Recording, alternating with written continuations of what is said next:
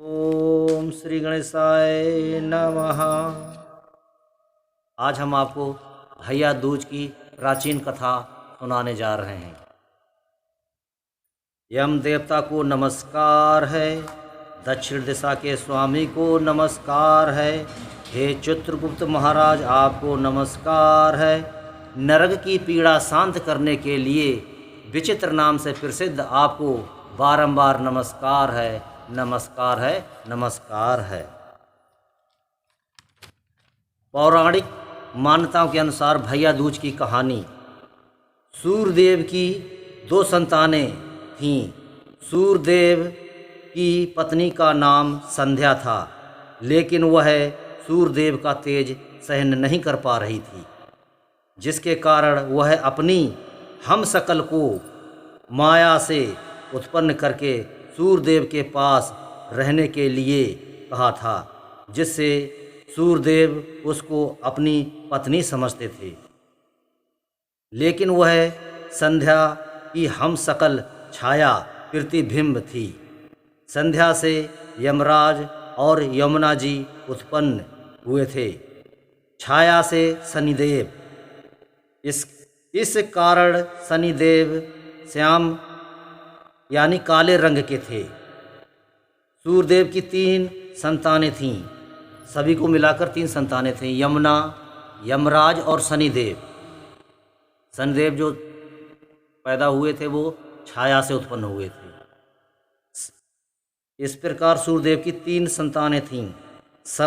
एक समय की बात है कि यमुना जी ने अपने भाई यमराज से अपने ससुराल में आने का आग्रह किया था। उसकी शादी हो गई थी यमुना जी की। तब उन्होंने अपने भैया यमराज से कहा था कि भैया,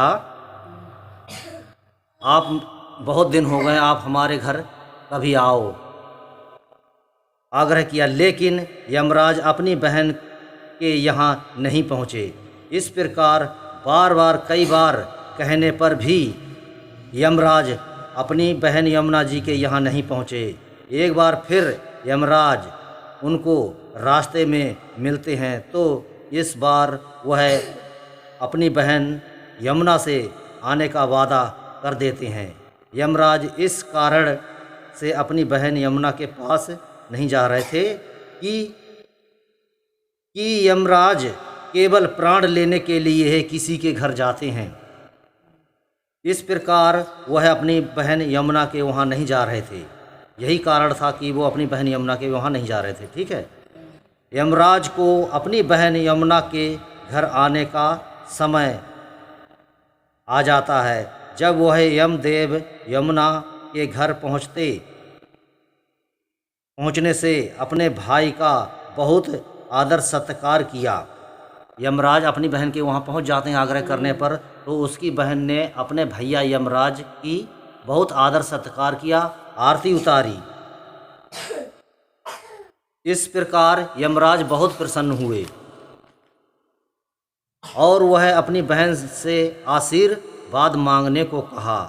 तब यमुना जी ने कहा, भाई, यदि आप मुझको आशीर्वाद देना ही चाहते हैं तो आप मुझे यह वर दें कि जो बहन यमदूतिया को भैया दूज के नाम से यह त्यौहार मनाएगी, उस बहन के घर कभी भी अकाल मृत्यु अर्थात किसी भी व्यक्ति की उस परिवार में मौत ना हो, और उस घर परिवार में हमेशा सुख समृद्धि बनी रहे।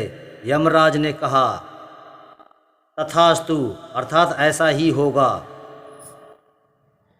इस प्रकार से यमराज ने अपनी बहन को आशीर्वाद दिया। इस कारण भैया दूज मनाया जाता है। यह बहुत ही पवित्र व पावन त्यौहार है।